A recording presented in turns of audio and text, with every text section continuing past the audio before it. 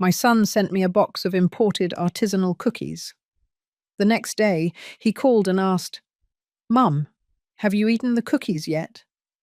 I answered, "No, I gave them all to your wife yesterday." "Why?"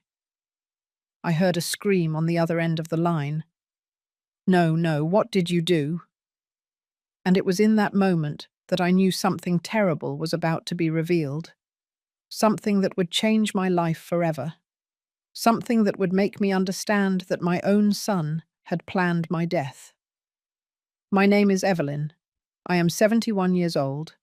I have been a widow for 8 years, and my whole life was dedicated to two things: my career as a nurse and my only son, Robert. I worked 43 years at New York General Hospital, double shifts, whole nights without sleep, all to give him the best education, the best life. When my husband died, he left me a property valued at almost $2 million, a beautiful house in the city's most exclusive area. It was my security, my legacy for Robert and my grandchildren. Or so I believed. The relationship with my daughter-in-law, Samantha, was always complicated. From the day Robert introduced her to me, I knew she saw me as a nuisance. An interfering, old-fashioned, annoying mother-in-law. Every time I tried to visit my grandchildren, Andrew and Diana, she made excuses. That they were busy, that they had activities, that maybe another day. Birthdays passed, and I barely received a photo message. Christmases were cold, perfunctory, full of fake smiles and hugs that meant nothing. Robert changed after he got married. The sweet boy who hugged me and called me his queen became a distant man, always busy, always in a rush. Visits spaced out. Calls became mechanical. "Hello, Mum, how are you?" "Fine, fine. I'll call you later. I have a meeting." And I was left holding the phone, feeling the silence devour me inside. But that Tuesday, everything seemed different. The doorbell rang around 3 in the afternoon.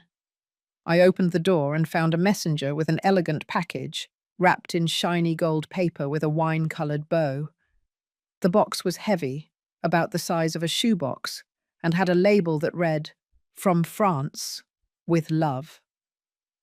For Mum. My heart raced. It had been years since Robert had sent me anything like this. Nothing so elaborate, so thoughtful, so expensive.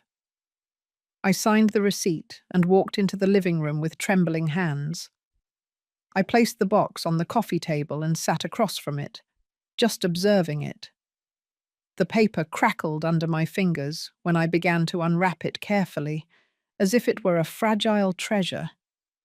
Inside was an elegant, lacquered wooden box with gold engravings on the lid. I opened it slowly. Cookies. Dozens of artisanal cookies, perfectly arranged in neat rows. Each one was a work of art, some covered in dark chocolate with gold dust, others decorated with caramelized almonds, some with raspberry jam visible in the center. The aroma that came out of that box was intoxicating, sweet, sophisticated. There was a small card inside that read, "To the best mother in the world. Enjoy them. I love you. Robert." My eyes filled with tears. Maybe I was wrong. Maybe my son still loved me. Maybe all this distance was just a phase, work stress, the responsibilities of being a father. I held the card against my chest and smiled like a fool. An old fool, full of hope. I closed the box without tasting a single cookie. They were too beautiful, too special. I wanted to savor them calmly, perhaps with tea, perhaps while looking at old photos of Robert when he was a boy. I wanted that moment to last.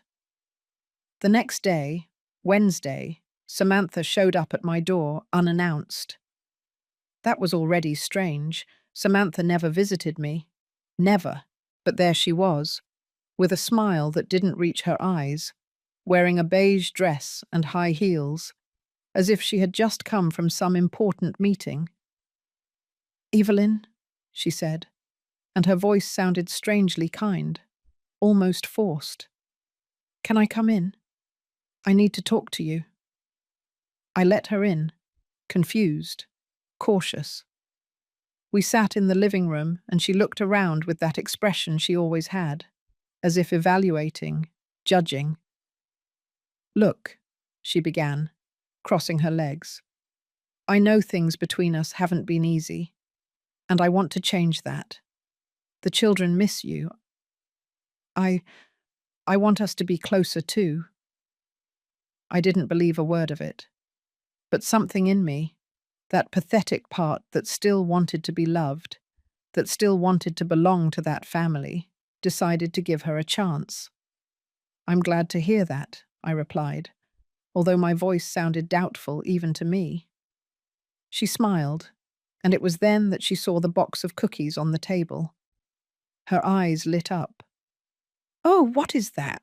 It looks delicious.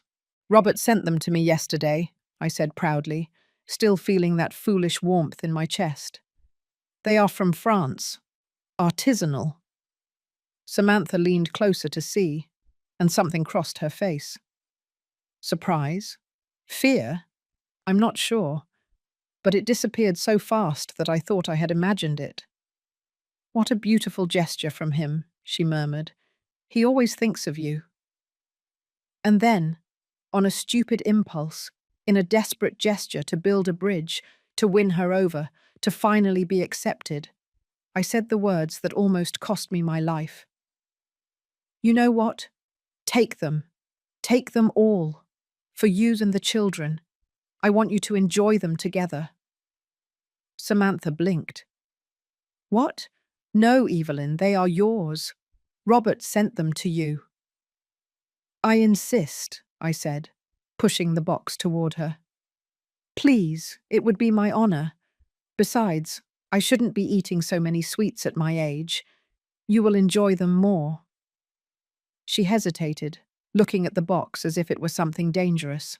But finally she smiled, that fake smile again, and took the box in her hands. You are very generous, Evelyn. Thank you. The children will be delighted. She left 20 minutes later, taking the cookies, taking my small gift from Robert, unwittingly taking my death sentence. That night, dining alone as always, my phone started ringing. It was Robert.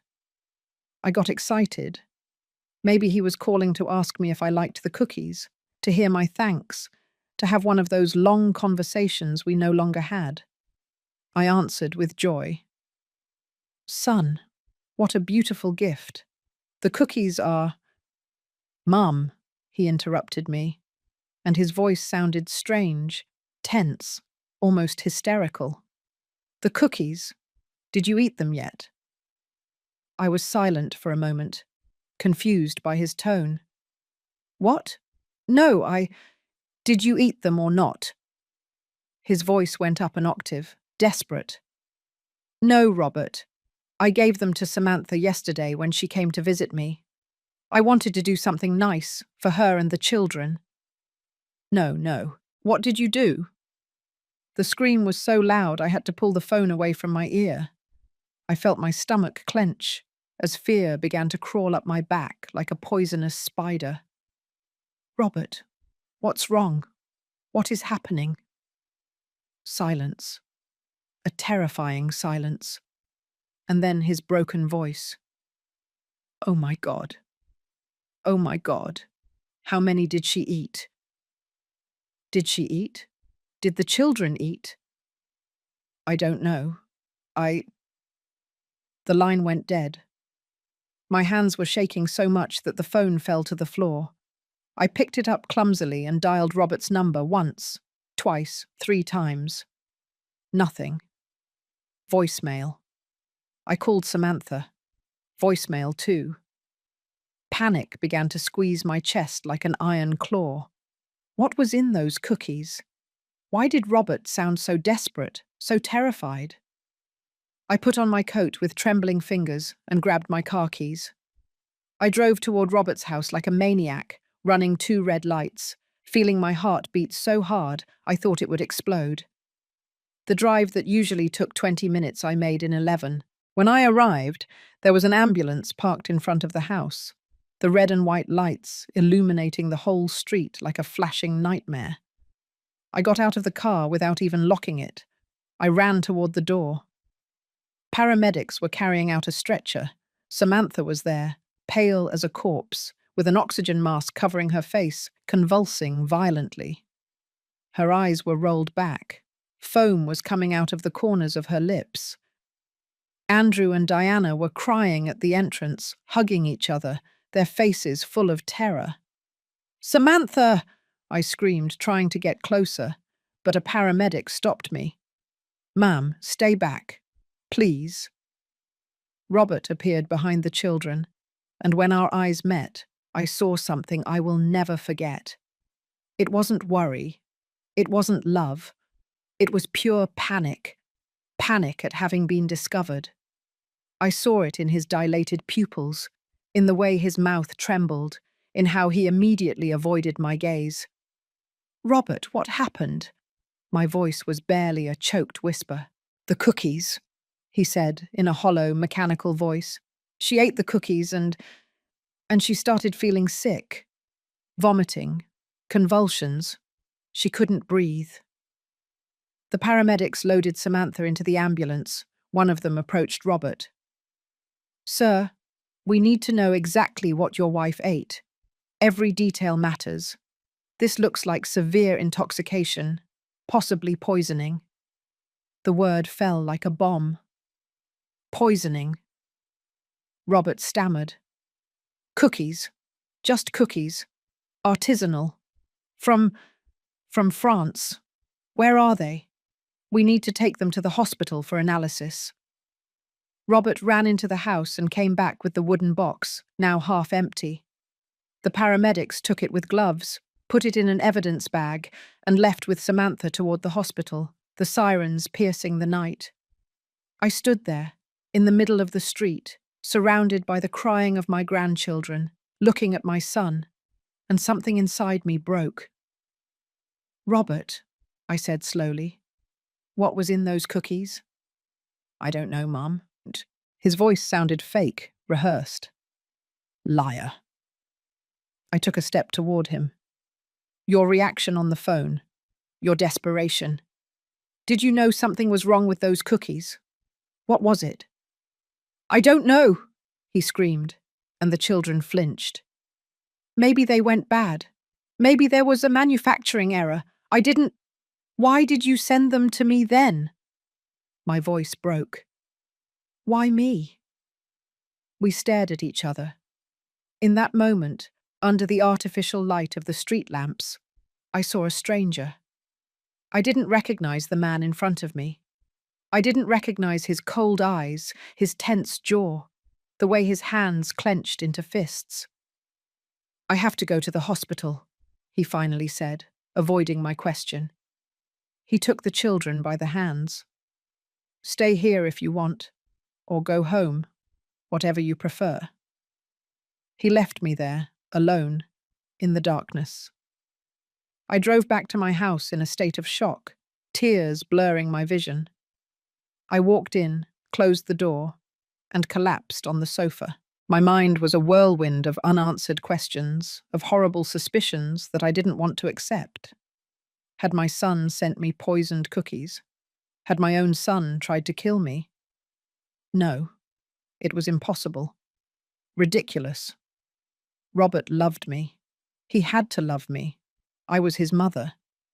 But then, why his reaction? Why that panic? I spent the whole night awake, sitting in the darkness, waiting for news. At 5 in the morning, my phone finally rang. It was Robert. "Mum." His voice sounded exhausted, defeated. "Samantha is in intensive care. Arsenic poisoning. The doctors say if she had eaten one more cookie, she would be dead." The world stopped. Arsenic, one of the most lethal substances that exists. I knew it well, after 43 years as a nurse. Arsenic causes multi-organ failure. internal hemorrhaging, a slow and agonizing death. Arsenic, I repeated, my voice barely audible. How? How did arsenic get into those cookies? Silence on the other end. Robert, I said, and now my voice was firm, cold. Who sold you those cookies? I bought them online, from a seller in France. I don't know how.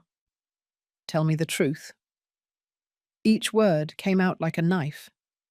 Tell me the truth right now, or I'm calling the police. The police are already coming. He exploded. There is already an investigation open. Intentional poisoning. They are going to interrogate me. They are going to interrogate you too. So don't threaten me, Mum, because we are both in this. Both of us. I stood up from the sofa, shaking with fury. I didn't poison anything. I just gave away a gift that you sent me. A gift that was apparently designed to kill me. The silence that followed was deafening. Mum, you tried to kill me. The words came out like a sob. You tried to murder your own mother. You're crazy.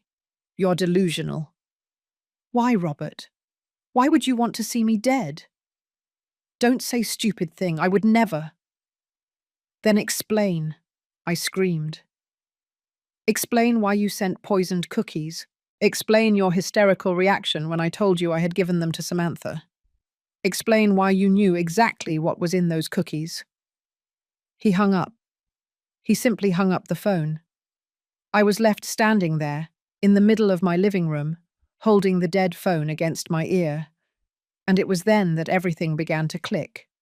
The spaced-out visits, the distancing, the questions Robert had been asking me lately about my will, about the property, about my finances. I just want to make sure you're okay, Mum, that everything is in order. The house, the darn house, the property valued at almost $2 million that my husband had left me. Robert was my sole heir. If I died, everything would be his. My own son had planned my murder for money. I fell to my knees in the middle of the living room and vomited. I vomited until there was nothing left in my stomach, until there were only dry retches and bitter tears. The pain in my chest wasn't physical. It was something much worse. It was the death of everything I thought I knew about love, about family, about the person I brought into the world and raised with my own hands. 3 days later, 2 detectives knocked on my door. Detective James Smith and his partner, Detective Brenda Torres. They showed me their badges and asked permission to enter. I offered them coffee with trembling hands, and we sat in the living room where everything had begun. Mrs. Evelyn, began Detective James, a man in his 50s with tired but kind eyes. We need to ask you some questions about the cookies you received from your son Robert. I told them everything, every detail. The arrival of the package, Samantha's visit, my stupid generosity, Robert's call, his reaction, everything. Detective Brenda took meticulous notes as I spoke. Did you taste any cookie? James asked. No, not one. That saved your life, Brenda said, looking up from her notebook. The lab confirmed that each cookie contained enough arsenic to kill an adult. If you had eaten 2 or 3, as was the intention, you would have died in a matter of hours. Tears ran down my cheeks. My son really tried to kill me. The detectives exchanged glances. Mrs. Evelyn, Detective James said, leaning forward. We have been investigating your son for the last 3 days, and what we have discovered is disturbing. He opened a manila folder and pulled out several documents. Robert has gambling debts of more than $300,000. He owes money to illegal loan sharks, dangerous people. He is 3 months behind on his house mortgage. His consulting business is bankrupt. He is financially desperate. Brenda continued. Furthermore, we found very specific searches on his computer.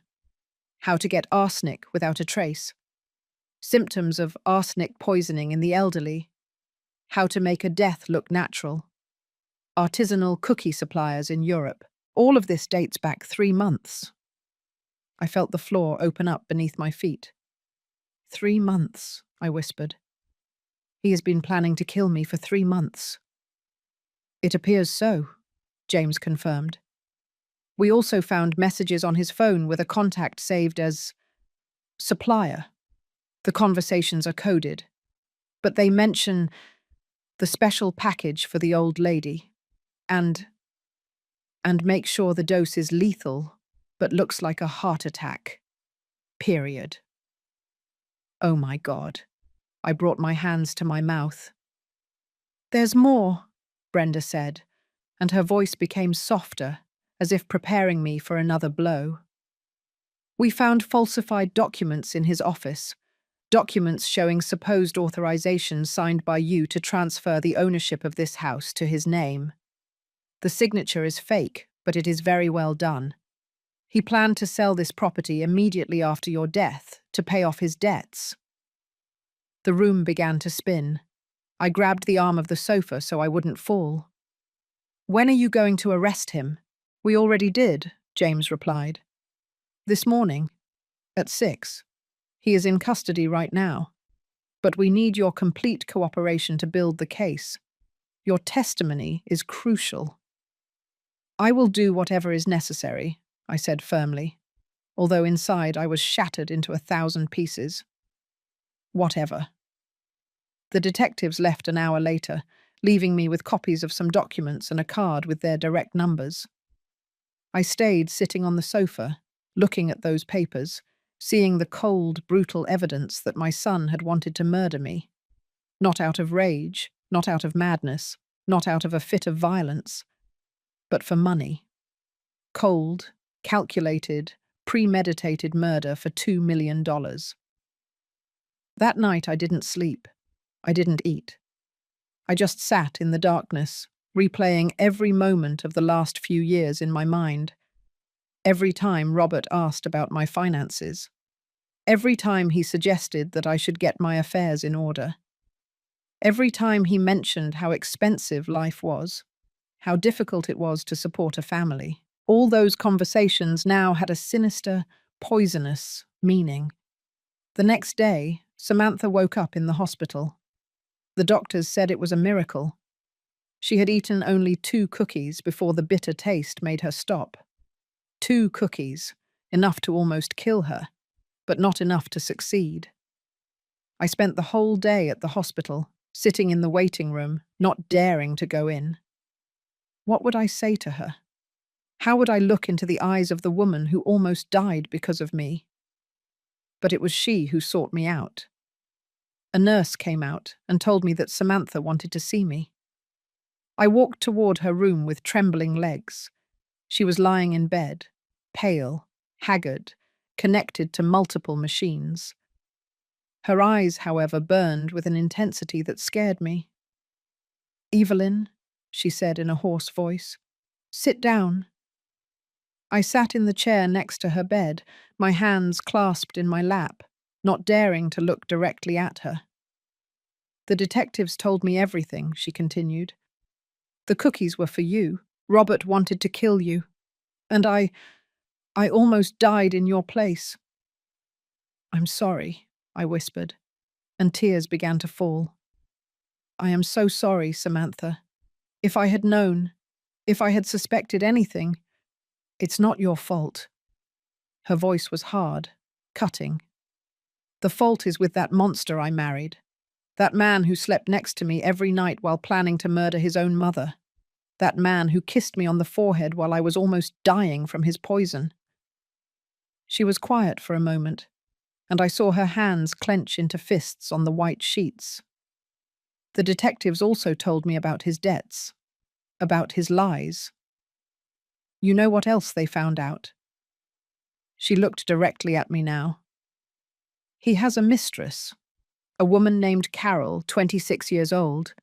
He rented her an apartment with the money he was supposedly using for Andrew and Diana's private schooling.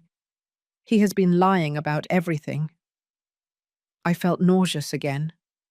Samantha, I didn't know anything about this. I know. She exhaled slowly. That's why I want to talk to you. The detectives told me they need to build a solid case, that they need evidence, testimonies, irrefutable proof to ensure Robert spends decades in prison. And I am going to help them. I am going to destroy him. There was something terrifying in her voice, something cold and determined that made me understand that Samantha was not the superficial, frivolous woman I had thought. There was steel beneath that surface. Me too, I said, surprising myself with the firmness of my voice. I also want him to pay for what he did. We looked at each other, and in that moment something strange was born between us.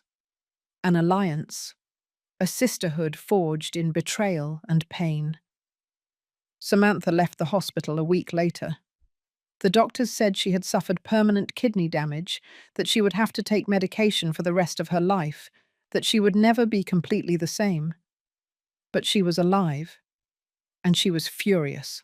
We met at my house with Detective James and a lawyer Samantha had hired, a man named George, 60 years old, with a reputation for being ruthless in court. He spread several documents on the dining room table. "Ladies," George began in a grave voice, "what you are about to face will not be easy.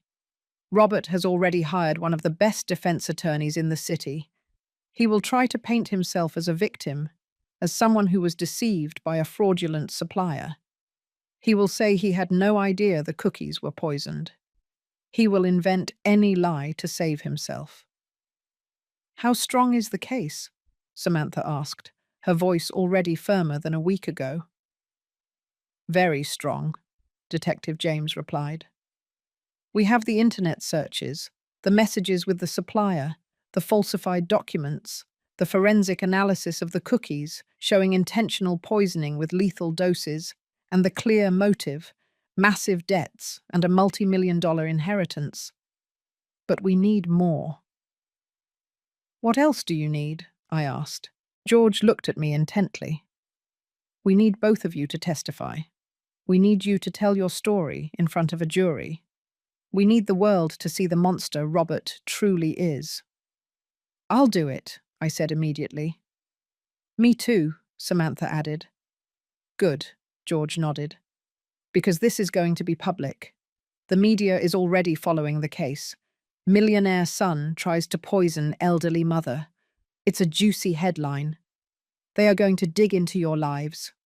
They are going to look for any dirt, any secret, anything they can use. Are you prepared for that?" I looked at Samantha. She looked at me, and we both nodded. "We are prepared," we said in unison. For the next 2 weeks, my life became a whirlwind of police interviews, sworn statements, and meetings with lawyers. George meticulously prepared us for the interrogation. He made us repeat our story 100 times, looking for inconsistencies, making sure every detail was perfect. And meanwhile, the story exploded in the media. Son sends poisoned cookies to his mother to inherit millions. 71-year-old mother saves her life by giving lethal gift to daughter-in-law. Arsenic in gourmet cookies. The perfect plan that went wrong. My phone didn't stop ringing. Reporters camped out in front of my house. Cameras followed me to the grocery store. Every time I went out, the flashes blinded me. "Mrs. Evelyn, how do you feel knowing your son tried to kill you? Will you forgive Robert? What would you say to him now if you could?" I took refuge in my house, with the curtains closed, watching my private life become public entertainment. But the worst part wasn't the reporters. The worst part was when they finally allowed me to see Robert. It was in jail, in a cold, grey visiting room separated by thick glass, speaking through dirty phones that smelled of desperation. When I walked in and saw him on the other side, dressed in the orange inmate uniform, unshaven, with deep dark circles, I felt my heart break in two again. For a moment, just a moment, I saw my son. The boy who used to hug me and tell me I was his hero. The teenager who cried in my arms when his first love rejected him. The young man who asked for my blessing before getting married. But then he spoke, and the illusion was broken. "Mum," he said, and his voice sounded soft, manipulative. "This is a terrible misunderstanding. I never wanted to hurt you. You have to believe me. Those cookies, I bought them from a legitimate seller. I had no idea they were contaminated. Someone is trying to frame me." I remained silent, just looking at him, waiting. "I need you to help me," he continued, leaning toward the glass. "I need you to tell the police this is a mistake, to withdraw your testimony. I'm your son, Mom, your only son. You can't let me rot in jail for something I didn't do." "Something you didn't do," I repeated slowly, and my voice was so cold that even I was surprised. "Robert, the police found your internet searches. They found your messages with the supplier. They found the falsified documents with my signature. They found everything." His face changed. The kind mask cracked for a second, and I saw rage underneath. Pure rage. "They are fabricating evidence. They are setting me up." "Why?" I asked. "Why would they set you up? What would they gain?" He had no answer for that. "Tell me the truth," I continued, and now my voice trembled. "Look me in the eyes and tell me the truth, Robert. You tried to kill me." We stared at each other through the dirty glass. I saw his jaw clench, his fists tighten, something dark and terrible cross his eyes. "You are ruining my life," he finally said, avoiding my question. "You and that witch Samantha. You are destroying me for nothing." "For nothing," I repeated, feeling the fury begin to replace the pain. "You almost killed your wife. You planned my murder for months. You falsified my signature. You were going to steal my house. And you say it's for nothing." "It was my right," he exploded, and there it was. The truth. Finally. "That house should be mine. That money should be mine. Dad promised it to me before he died. He told me everything would be mine. But you're still there, clinging to everything, living in that huge mansion like a queen while I drown in debt." Tears ran down my cheeks, but not from sadness, from rage. "Your father never promised you anything. He provided for you. He paid for your education. He helped you get established. But the house was mine, my inheritance, my security." "You are 71 years old," he screamed. "What do you need $2 million for? What do you need that giant house for? You're going to die soon anyway. I just sped up the inevitable." The silence that followed was absolute. Even the guard standing nearby looked at us with wide eyes. "So it's true," I whispered. "You really tried to kill me." Robert realized what he had just admitted. He tried to backtrack. "No, I didn't mean—" "Yes, you did." I stood up, holding the phone with trembling hands. "You just confessed. And I hope that every day you spend in prison, you remember this moment. Remember that your own greed, your own wickedness, your own stupidity put you there." "Mom, wait." I slammed the phone down and walked toward the exit without looking back. His muffled screams through the glass followed me, but I didn't stop. Outside in the jail parking lot, I collapsed against my car and cried. I cried for the son I lost, for the man he became, for the family we would never be again. But when I finished crying, something inside me changed. The pain transformed into determination. The sadness turned into strength. If Robert wanted to see me as an obstacle, as something disposable, then I would show him exactly what this old woman could do. I called George that same night. I want his confession on record, I told him. I want it used in court. Were there cameras in the visiting room? He asked. Yes, and microphones. I checked with the guard when I asked. Perfect. I will request the recordings tomorrow morning. This seals the case, Evelyn. With his direct confession, there is no way he can escape. But I wanted more than just a sealed case. I wanted complete justice. I wanted Robert to lose everything he ever valued. I hired a private investigator recommended by George, a serious man named Michael, different from the detective, specializing in financial fraud and adultery cases. I gave him $50,000 and told him, find everything, every lie, every secret, every betrayal. I don't care how long it takes. It took him 2 weeks. The results came in a thick folder that he dropped onto my table with a dull thud. Mrs. Evelyn, he said, your son is worse than we imagined. I opened the folder and began to read. With each page, I felt my stomach twist more. Robert didn't have one mistress. He had 3. Carol, 26 years old, the one Samantha already knew. But there was also Diana. Yes, the same name as his daughter, 32 years old, whom he had promised marriage. And Martha, 29, who was 5 months pregnant and believed Robert was going to leave his wife for her. He had promised all 3 a future together. He had told all 3 that I was terminally ill and that he would soon inherit millions. He had shown them photos of my house, telling them they would live there together. He had spent more than $200,000 on these women. Apartments, jewelry, vacations, cars. All with money he didn't have. Money borrowed from illegal loan sharks who were now looking for him to collect. But that wasn't all. The investigator also discovered that Robert had been stealing from Andrew and Diana's college savings account. $60,000 that their paternal grandparents had left specifically for their education. All spent on online sports betting, casinos, his mistresses. He had falsified Samantha's signature on loan documents, putting the family home up as collateral without her knowing. They were weeks away from losing the house.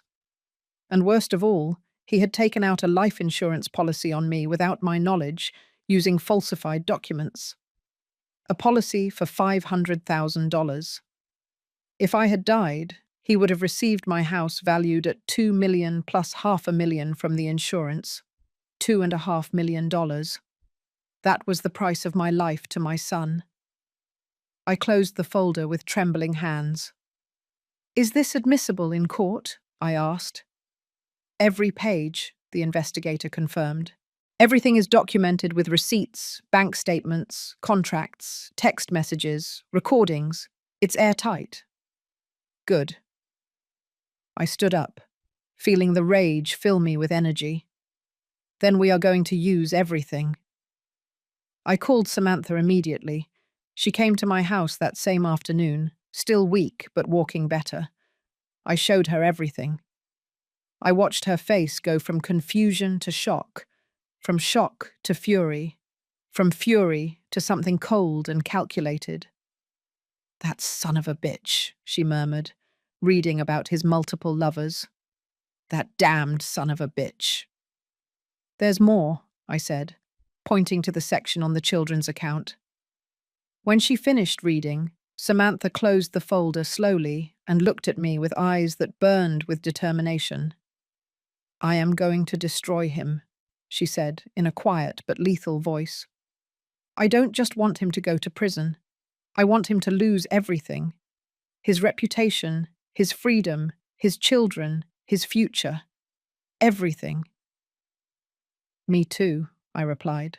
We held hands across the table, 2 women who had been enemies, now united by a common purpose: absolute revenge. Over the next few weeks, Samantha and I became a perfectly coordinated war machine. George guided us step by step, building not only a criminal case, but a complete and systematic destruction of everything Robert had built on lies. First, we went after his mistresses. The investigator located the three women and showed them the evidence that they had all been deceived simultaneously. Carol broke down in tears when she saw the photos of Robert with the other two. Diana, the one with the same name as my granddaughter, went into shock upon discovering that the money he had given came from his own children's college account. And Martha, the pregnant one, had a breakdown when she learned that everything had been an elaborate lie. George convinced them to testify. He explained that they were victims too, that Robert had used and manipulated them. He promised them legal protection, and one by one they accepted. Then came the financial part. Samantha, as the legally married wife, had the right to review all joint accounts.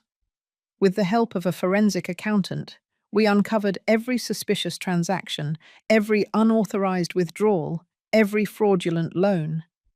It was a labyrinth of financial crimes that dated back almost 4 years. He has been planning this for a long time, the accountant, a bald man named Arthur, said, pointing to a timeline on his computer. Look here. 3.5 years ago, he started diverting money from the family accounts. Small amounts at first, nothing to raise suspicion. Then he gradually increased it. How much in total? Samantha asked, her voice trembling. Arthur typed some numbers. Between the children's accounts, the fraudulent loans, and the money diverted from the joint accounts, approximately $420,000. The silence in the office was thick. Samantha brought her hands to her mouth. I felt the room spin. That money, Arthur continued, was spent mainly in 3 areas: his mistresses, online gambling, and interest payments to illegal loan sharks. Nothing is left. It all evaporated. My children, Samantha whispered. My children's future. He destroyed everything for his vices. But George smiled, and it was a frightening smile. This is excellent for our case. Every transaction is an additional charge. Fraud, embezzlement, theft, forgery. We are talking decades in prison, not years. We also filed a civil lawsuit against Robert for the damages to Samantha's health. George calculated the present and future medical costs, the psychological trauma, the loss of quality of life. The figure reached $1.5 million. Obviously, he doesn't have that money, George explained. But when he gets out of prison, if he ever gets out, any income he has will be garnished for the rest of his life. He will never have anything. He will never be financially free.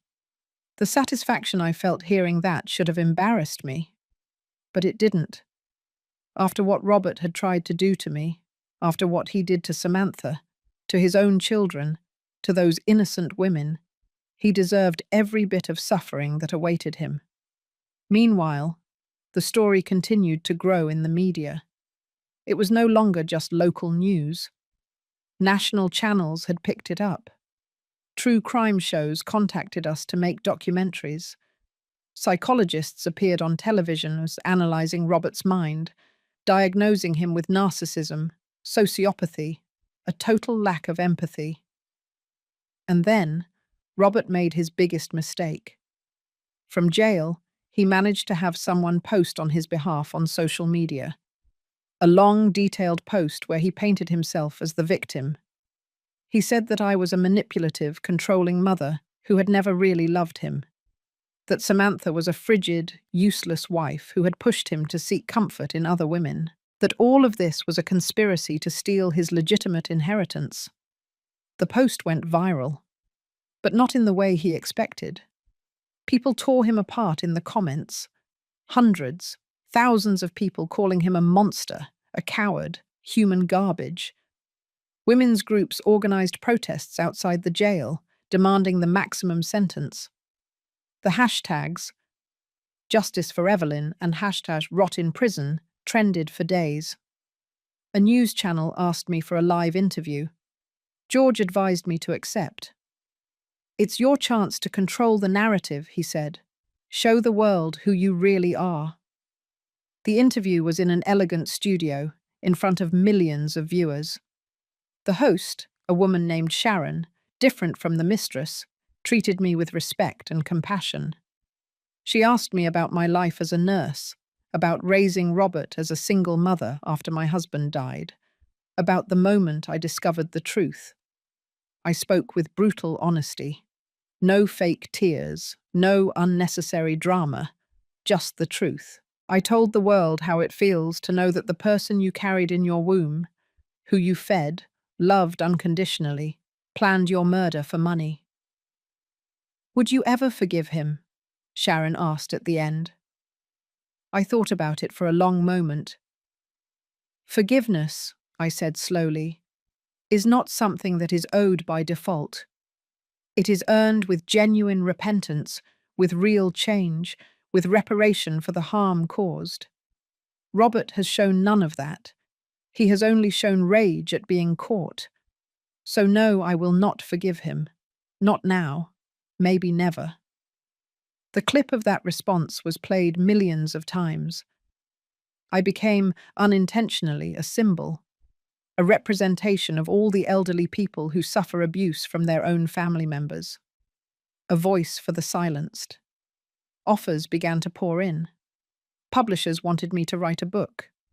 Hollywood producers wanted to make a movie. Organizations for the protection of older adults asked me to be their spokesperson. But the most important thing came when the district attorney called me personally. Mrs. Evelyn, he said, we have enough evidence to guarantee a conviction, but I want to go further. I want this case to send a message. Would you be willing to testify in a public trial? Absolutely, I replied without hesitation. It will be brutal, he warned. The defense will try to tear you apart on the stand. They will question your character, your mental health, your motivations. They will insinuate that you somehow provoked this. Let them try, I said firmly. I have nothing to hide. Samantha also agreed to testify, and the three mistresses, and the forensic accountant, and the detectives, and the doctors who treated Samantha. George built a witness list so long and devastating that Robert's lawyer tried to negotiate a deal. They wanted Robert to plead guilty in exchange for a reduced sentence, 15 years instead of life in prison. The prosecutor called me to consult. It's your decision, he said. A trial is risky. There is always the possibility, however small, that a jury could be manipulated. A deal guarantees he goes to prison. What is your recommendation? I asked. Personally, with the evidence we have, I would go to trial. I think we can get 30 years, maybe more. I looked at Samantha, who was sitting next to me. She nodded. We are going to trial, I said. The date was set for 6 weeks later. And during those 6 weeks, something extraordinary happened to me. I transformed. Not physically at first, but internally. I went from being a broken, betrayed, destroyed woman to someone with purpose, someone with fire. I started waking up early every morning and walking 3 miles. I lost weight. I regained strength. I hired a stylist. I cut my hair, which I had worn long my whole life, into an elegant, modern bob. I bought new clothes, no longer the floral dresses of an old woman, but elegant suits in pearl grey and emerald green, high heels that made me feel powerful. I joined a support group for victims of family abuse. I listened to stories similar to mine. I shared my pain, and I found healing in the community. Samantha officially divorced Robert. The papers were signed 3 weeks before the trial. She regained full custody of Andrew and Diana. Robert didn't even fight it. His lawyer advised him not to, that any custody battle would only worsen his public image. The children were devastated. Andrew, at 12 years old, understood perfectly what his father had done. He became quiet, withdrawn. Diana, younger, only asked when Dad would come home. Samantha and I took them to therapy. We gave them all the love and support we could. One afternoon, Andrew came to visit me alone. He sat on my sofa, his hands clasped, and finally spoke. "Grandma," he said in a shaky voice, "Dad really tried to kill you." I didn't lie to him. "Yes, my love, he did." "Why?" "For money, for greed, for reasons that even he probably doesn't fully understand." Andrew began to cry, and I hugged him tightly against my chest. "It's not your fault," I whispered. "None of this is your fault, or your sister's. Your father made terrible decisions, but that does not define who you are." "Everyone at school talks about it," he sobbed. "They call me the killer's son. They say I'll be a criminal too when I grow up." I felt my heart break again, but this time for my innocent grandson.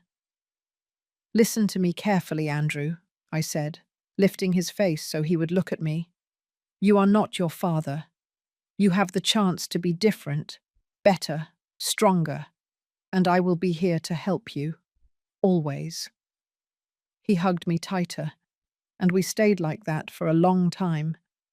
When he finally left that afternoon, I knew that no matter what happened in the trial, my true mission was to protect these children from their father's poisoned legacy.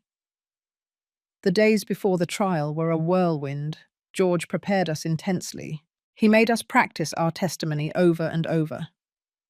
"The defense will try to confuse you," he warned us. "They will ask tricky questions. They will try to make you angry, make you cry, make you seem irrational. Stay calm. Answer only what is asked. Don't let them provoke you." Samantha and I practiced together every night. We would sit in my living room and ask each other tough questions. "It's not true that you were always controlling of your son. It's not true that you pushed Robert to seek other women because of your frigidity." Horrible, insulting questions designed to make us lose our composure. But we didn't. We became like stone. Finally, the day of the trial arrived. The courthouse was packed. Reporters filled every available seat. Television cameras waited outside. Security had to control the crowds who wanted to get in. I walked into the courtroom dressed in a silver-grey suit, my hair perfectly styled, makeup subtle but impeccable. I was no longer the fragile, broken old woman of months ago. I was a woman in invisible armor, ready for battle. Samantha walked in behind me, equally transformed. She wore an ivory suit, looking elegant and strong despite the invisible scars the poison had left on her body. And then I saw Robert.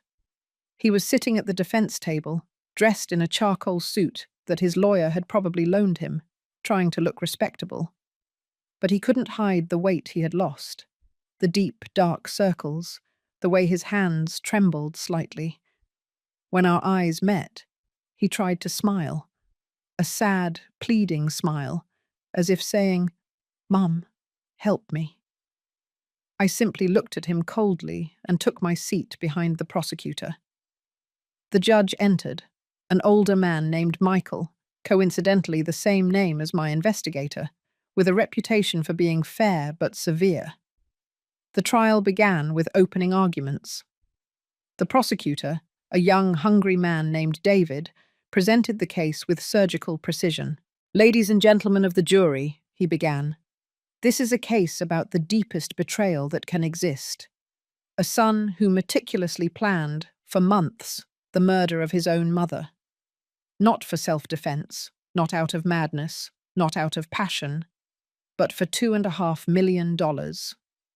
David presented every piece of evidence, the internet searches, the messages with the supplier, the falsified documents, the analysis of the cookies showing lethal levels of arsenic, the recorded confession from the jail.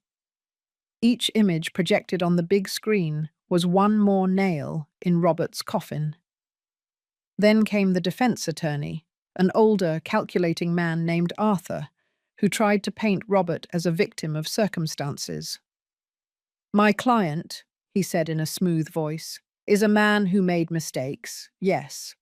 But premeditated murder is an extremely serious accusation that requires proof beyond a reasonable doubt. The internet searches can be explained as morbid curiosity. The messages are ambiguous and taken out of context. And the alleged confession was obtained under extreme stress, with his mother emotionally manipulating him. My blood boiled listening to him, but I kept my face neutral, exactly as George had taught me.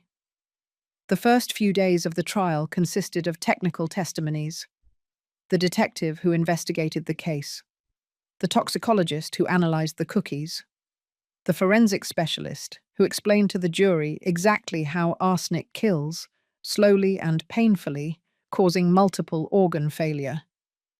If Mrs. Evelyn had consumed 2 cookies, the toxicologist, a serious man with thick glasses, explained, she would have started feeling symptoms in 2 to 6 hours. Severe nausea, vomiting, abdominal pain.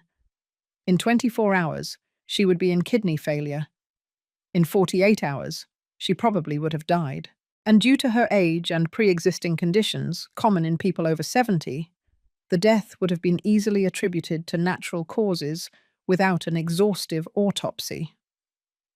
The jury listened attentively, some taking notes, others just looking at Robert with evident disgust. Then came my turn to testify. I was called to the stand on the afternoon of the 3rd day. I walked with my back straight, my head held high. I placed my hand on the Bible and swore to tell the truth, the whole truth, and nothing but the truth. Prosecutor David gently guided me through my testimony. I told him my story from the beginning. My life as a nurse, raising Robert alone after my husband's death. The increasingly distant relationship with my son. The arrival of the package. My decision to give away the cookies. The desperate call. The visit to the jail where Robert confessed. Mrs. Evelyn, David asked, can you repeat exactly what your son said during that visit? I took a deep breath. He said, "You are 71 years old. What do you need $2 million for? You're going to die soon anyway." I just sped up the inevitable. A murmur ran through the room. Several jury members exchanged shocked glances. "How did hearing those words make you feel?" David asked. "Like I had been stabbed," I replied, and my voice broke slightly for the first time. Because I realized that my son, the person I loved the most in this world, saw me as an obstacle, as something disposable.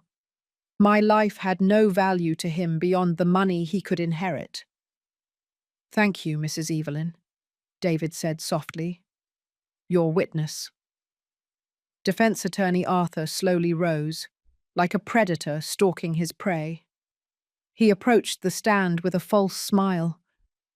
"Mrs. Evelyn," he began, his voice dripping with false sympathy, "it must be very difficult for you to be here testifying against your own son." "It is the most difficult thing I have ever done in my life," I answered honestly. "And yet here you are. Isn't it true that you and Robert have had a strained relationship for years?" "We grew distant after his marriage, yes." "Isn't it true that you never approved of his marriage to Samantha?" "I had reservations at first, but I overcame them." "Isn't it true that you frequently criticized his life decisions, his career, his way of raising his children?" George stood up. "Objection, Your Honor. Speculative and unfounded." "Sustained," the judge said. Arthur changed tactics. "Mrs. Evelyn, isn't it true that you refused to help your son financially when he was going through economic difficulties?" "He never asked me for help," I replied firmly. "Are you sure about that? Isn't it possible that he mentioned his problems and you simply refused to listen?" "Objection," David said. Argumentative. Sustained. Arthur continued for over an hour, trying to paint me as a cold, insensitive mother who had pushed her son to desperation. But I remained calm. answering every question with precision, refusing to be provoked. Finally, after trying every possible angle, Arthur gave up. No further questions. I stepped down from the stand and returned to my seat. George squeezed my hand discreetly. "You did perfect," he whispered. The next day, it was Samantha's turn. She took the stand impeccably dressed, and her testimony was devastating. She described in detail how she had eaten the cookies, how the taste was strangely bitter, but she attributed it to some exotic ingredient. How minutes later she began to feel dizzy, how the abdominal pain was so intense that she thought she was going to die. "I was on the bathroom floor," she said, her voice trembling with contained emotion, "vomiting blood, convulsing, unable to breathe. And the last thing I thought before fainting was, my children are going to find my body. My babies are going to see their mother dead on the floor." Several jury members wiped their eyes. A woman in the front row was openly weeping. When it was the defense attorney's turn, he tried to insinuate that Samantha was exaggerating her symptoms out of revenge against an unfaithful husband. But Samantha was prepared. She pulled a pill bottle from her purse.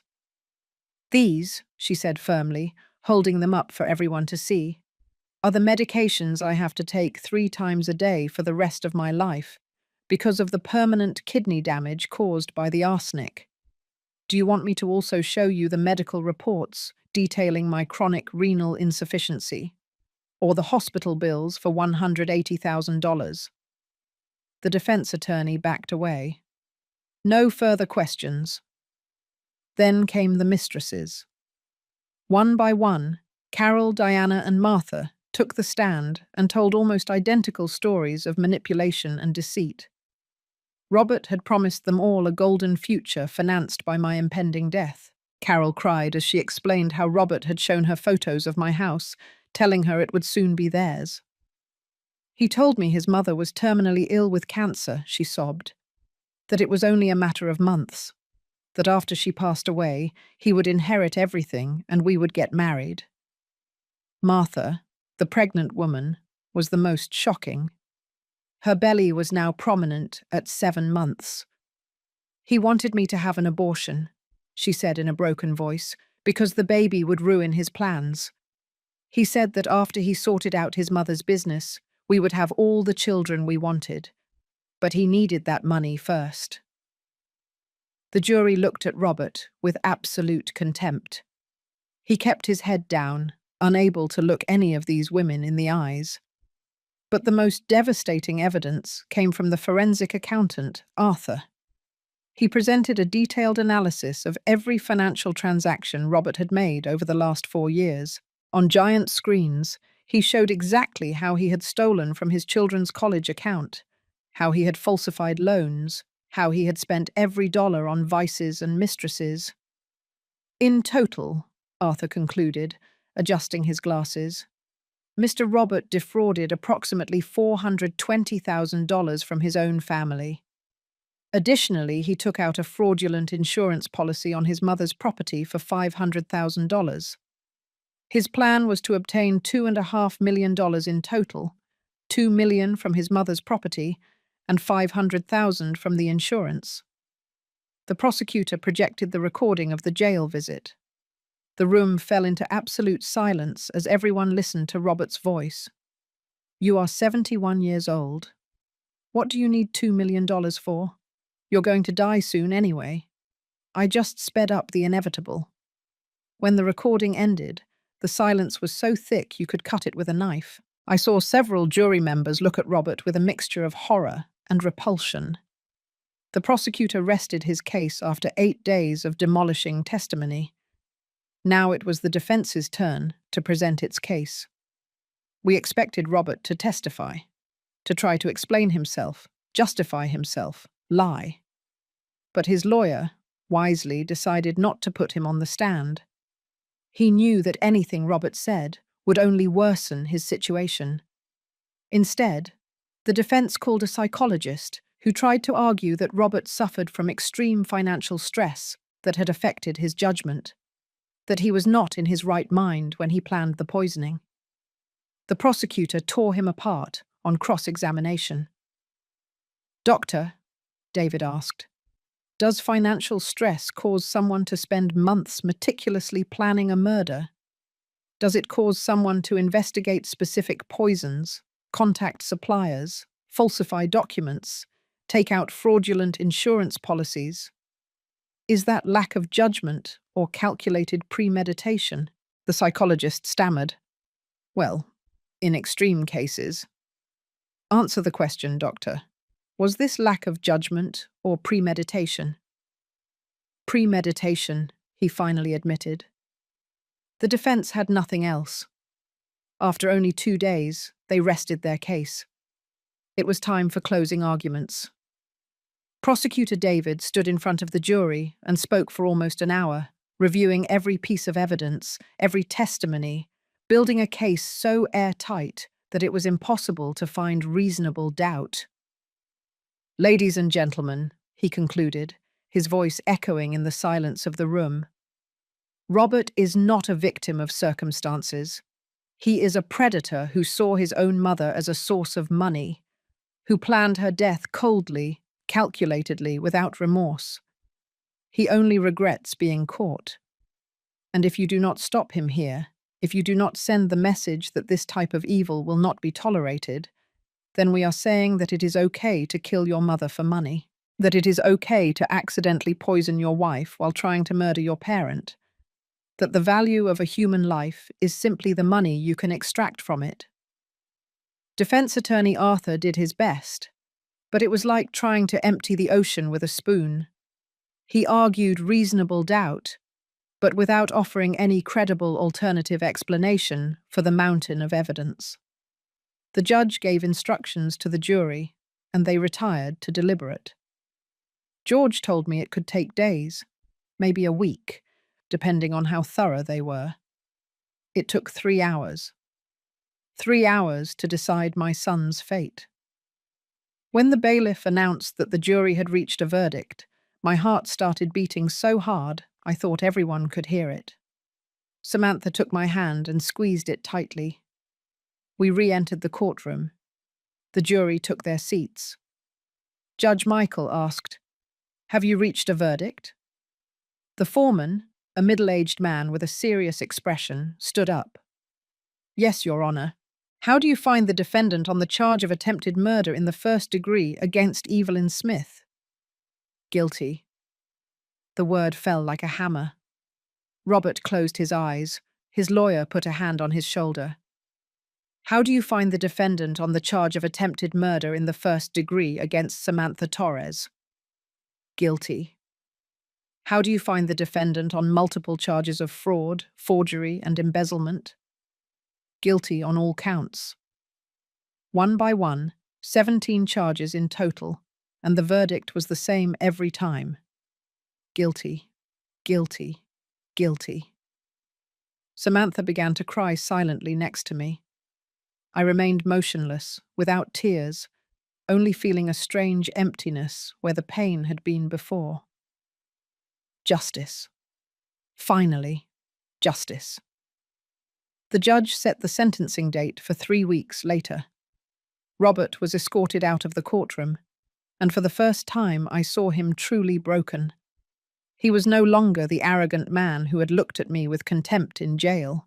He was a convicted criminal who finally understood the consequences of his actions. Outside the courthouse, a crowd of reporters was waiting for us. Microphones extended toward us like weapons. "Mrs. Evelyn, how do you feel about the verdict? Do you have anything to say to your son? Does this bring closure?" I stopped in front of the cameras. George had said I didn't have to talk, but I wanted to. I needed to. "Justice was done today," I said, my voice clear and firm.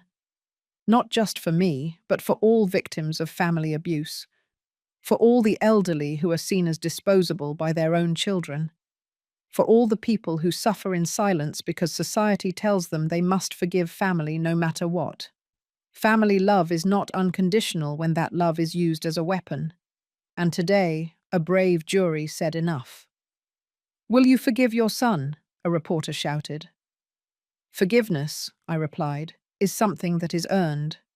Robert has many years ahead of him to reflect on what he did. If he ever shows genuine repentance, if he ever understands the magnitude of his betrayal, maybe then we can talk about forgiveness.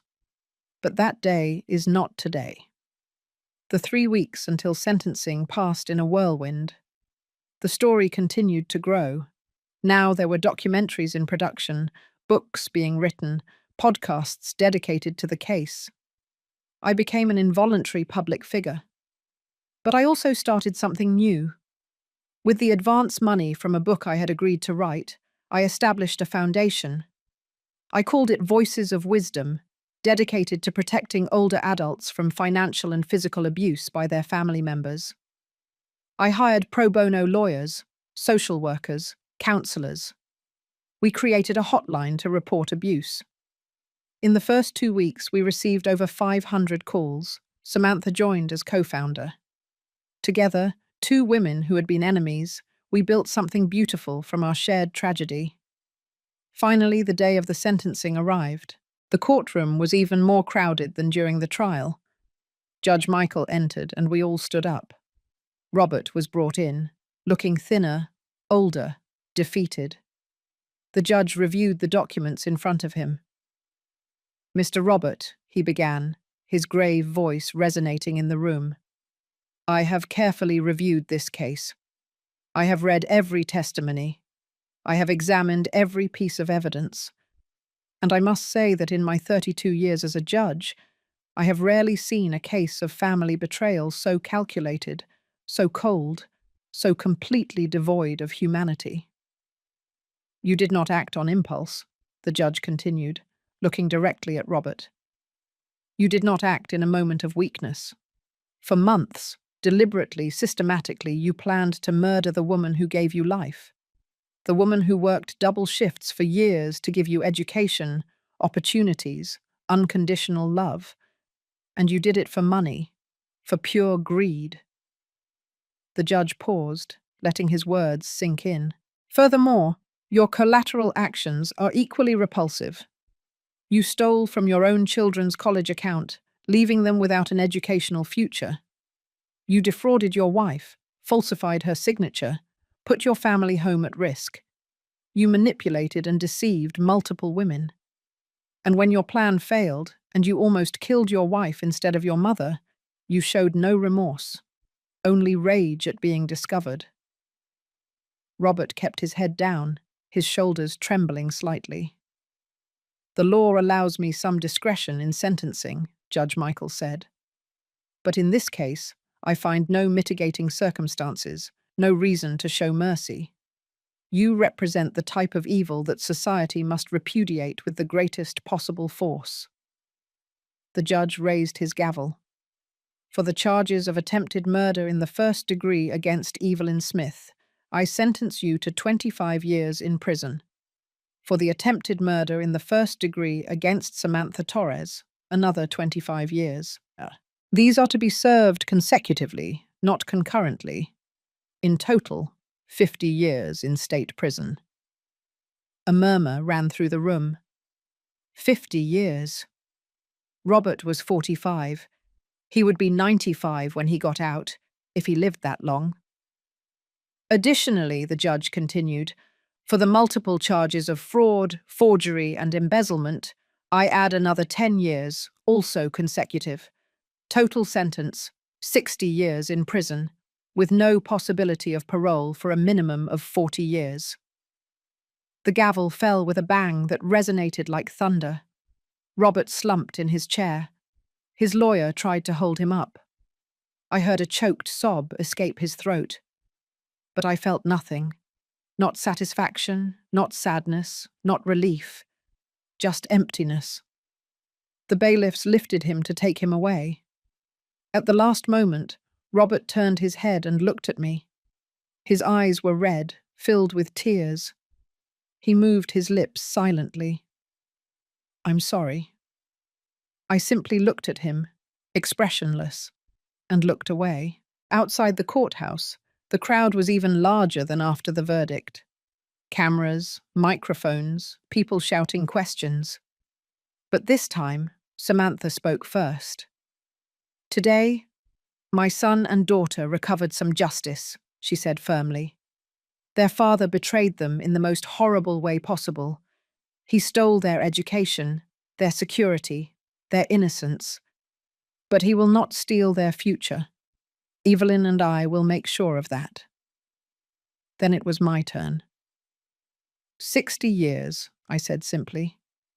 It is a severe sentence. Some will say too severe. But when you try to kill your own mother for money, when you put deadly poison in cookies and send them as a gift, when you show not 1 ounce of genuine remorse, then you deserve every day of those 60 years. My son is alive. I am alive. Samantha is alive. And that is more mercy than he showed us. The following months were a time of slow but constant healing. The Voices of Wisdom Foundation grew exponentially. We opened offices in 3 cities. We helped more than 2,000 elderly people in the first year. We achieved legislative changes that made it more difficult for abusive relatives to exploit their older relatives. Samantha sold the family home, too many bitter memories, and bought a beautiful apartment near mine. Andrew and Diana began intensive therapy. It was difficult, especially for Andrew, who struggled with anger and shame. But slowly, with love, patience, and professional support, they began to heal. I also went to therapy.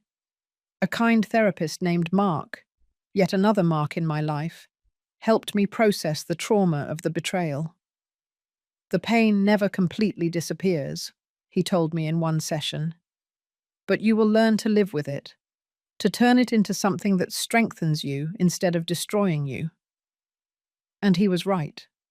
The pain transformed. It became purpose. I wrote my book. It was titled The Price of Blood, A Mother Betrayed. It was published a year after the sentencing and became an instant bestseller. The proceeds went directly to the foundation. I started giving talks at universities, community centers, and aging conferences. I told my story without shame, without hiding anything. And after each talk, elderly people would approach me crying, telling me their own stories of abuse, thanking me for giving them a voice. Samantha became an activist too. She testified before Congress about the need for better protections for victims of economic domestic violence. Her story, surviving a poisoning that was meant for someone else, captured the public imagination in a unique way. And slowly, incredibly, Samantha and I became real friends. Not just allies in revenge, but genuine friends. We had dinner together twice a week. We went to the movies, we laughed, we cried. We supported each other through the difficult days. "You know what's ironic?" she told me one night while we were drinking wine in my living room. "Robert spent years trying to drive us apart, to keep us as enemies, and in the end, his wickedness was exactly what brought us together." We toasted to that bitter irony. The years passed. 3, 4, 5 years. Andrew graduated from high school with honors. Diana flourished, joining her school's debate team. Both decided to legally change their last name, taking Samantha's maiden name instead of Robert's. It was their way of closing that chapter. Robert wrote letters from prison. At first, letters of excuses, of justifications. Then, letters of rage, blaming Samantha and me for ruining his life. I read them and kept them in a box without ever responding. But after the 5th year, the letters changed. They became different, more reflective, more honest. "Mum," he wrote in one, "I have had 5 years to think, to face what I did. I don't expect forgiveness. I don't deserve it. But you need to know that I finally understand. I understand the magnitude of my betrayal. I understand that I tried to take away the one thing no one has the right to take, your life. And I did it for money. For darn money that wouldn't even have solved my problems. It would only have postponed them. I was a monster. And if I could go back in time, if I could undo every decision I made, I would. But I can't. So all I can do is tell you that I'm sorry and live the rest of my life, all these years in prison, with the weight of what I did to you. I read that letter 3 times, and for the first time in 5 years, I cried. Not for Robert, but for everything we had lost, for the family we could have been, for the son I thought I had versus the man he really was. But even with that letter, I didn't answer. Forgiveness, if it would ever come, needed more than pretty words written from a prison cell. It needed time. It needed actions impossible to perform from behind bars. Maybe it would never come. And I had made peace with that possibility. 10 years after the sentencing, I received an unexpected call. It was from the warden of the prison where Robert was serving his sentence. "Mrs. Evelyn," he said in a serious voice, "your son is in the prison hospital. He had a severe heart attack. The doctors say he has days, maybe hours. He is asking to see you." My first instinct was to hang up, to let him die alone as he had planned for me to die. But something in me, perhaps the last spark of the woman I had been before all this, made me hesitate. I called Samantha. "You don't have to go," she told me immediately. "No one would judge you if you didn't go. He doesn't deserve your presence." "I know," I replied. "But I need to go, not for him, for me, to truly close this chapter." I drove to the prison the next day. I was escorted through cold, grey corridors until I reached the infirmary, and there, in a narrow bed, connected to machines that beeped monotonously, was Robert. He had aged 20 years in 10. His hair, now completely grey, was thin. His face was haggard, with deep lines of suffering etched into every wrinkle. When he saw me enter, his eyes filled with tears. "Mom," he whispered, his voice barely audible. "You came." I sat in the chair next to his bed, keeping my distance. "The warden said you are dying." "Yes." He coughed weakly. "Irreversible heart damage. The doctors say it's a matter of days." We were silent for a long moment. The beeping of the machines filled the space between us. "I don't expect you to forgive me," he finally said.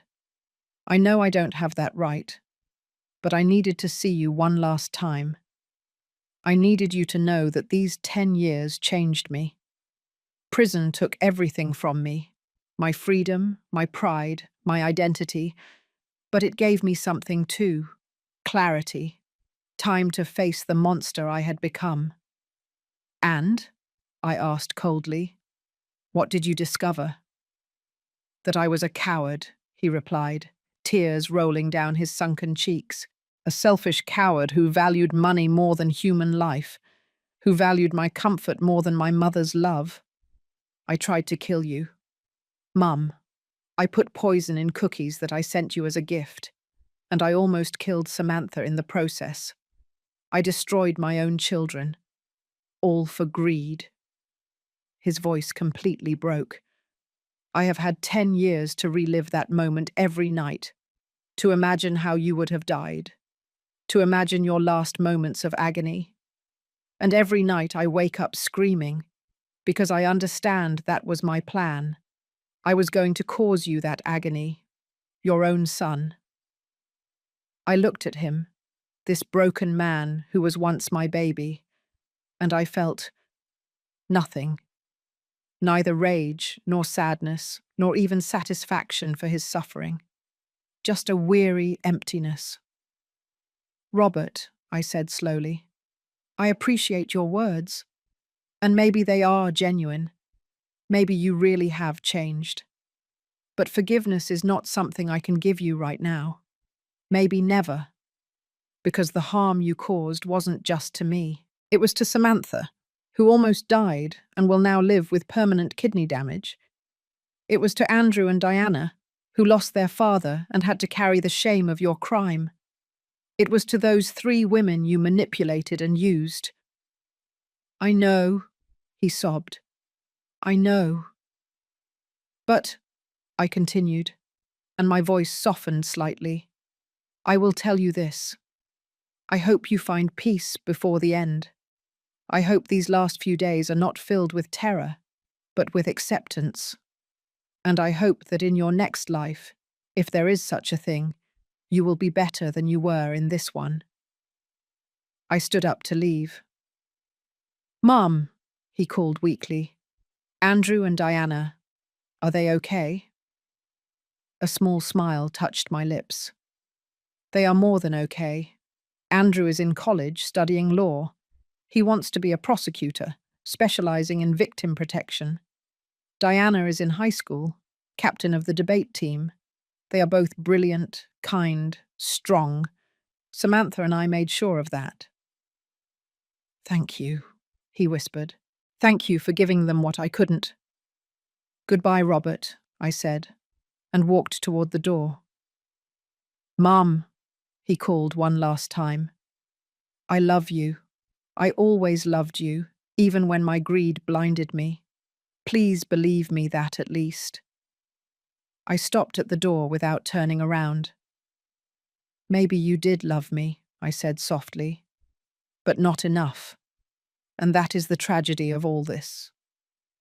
I walked out and didn't look back. Robert died 3 days later. I did not attend the funeral. Only 3 people did. His defense attorney, a prison chaplain, and surprisingly Martha, the woman who had been pregnant with his child. She called me afterward. I didn't go for him, she explained.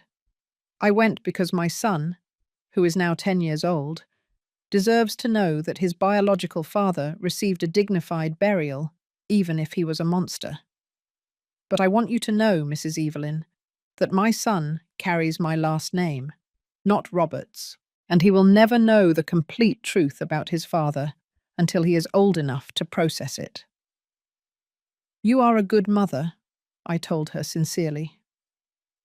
More years passed. The Voices of Wisdom Foundation expanded internationally. We helped more than 50,000 elderly people in 15 countries. Samantha and I were recognized with humanitarian awards. I wrote 2 more books. I became a respected voice on issues of aging and family protection. Andrew graduated from college and indeed became a prosecutor. His first case was against a man who had defrauded his elderly father of his life savings. He won, and when he called me crying with joy, I knew that something beautiful had been born from our tragedy. Diana was accepted into a prestigious university with a full scholarship. She decided to study psychology, specializing in family trauma. I want to help children like me, she told me. Children who have to process their parents' betrayal. And I, at 83 years old, finally found peace.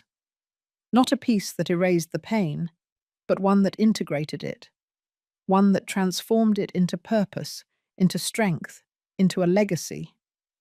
One afternoon, sitting in my garden with Samantha, now my best friend, drinking tea and watching my grandchildren play with their own children, I realized something fundamental.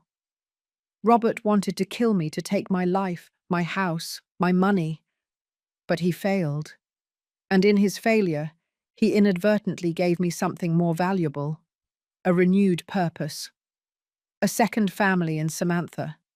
The opportunity to save thousands of elderly people from similar fates. A platform to change laws and protect the vulnerable. What are you thinking about? Samantha asked, noticing my reflective expression. That I survived, I replied simply. Not just the poison, but the betrayal, the pain, the loss. And on the other side of all that, I built something beautiful. Samantha took my hand and squeezed it. We built it together, she corrected. I smiled. Yes, together. The sun was setting over the garden, painting everything gold and rose. My great-grandchildren were laughing, chasing butterflies. Samantha and I rocked gently in our chairs, two women who had been through hell and emerged stronger. And in that moment of perfect peace, I understood the final lesson. Revenge is not in destroying the one who hurt you. True revenge is living so well, so fully, so meaningfully, that their attempt to destroy you becomes the catalyst for your greatest triumph. Robert wanted to end my life. Instead, he gave it meaning. And that, finally, was my victory.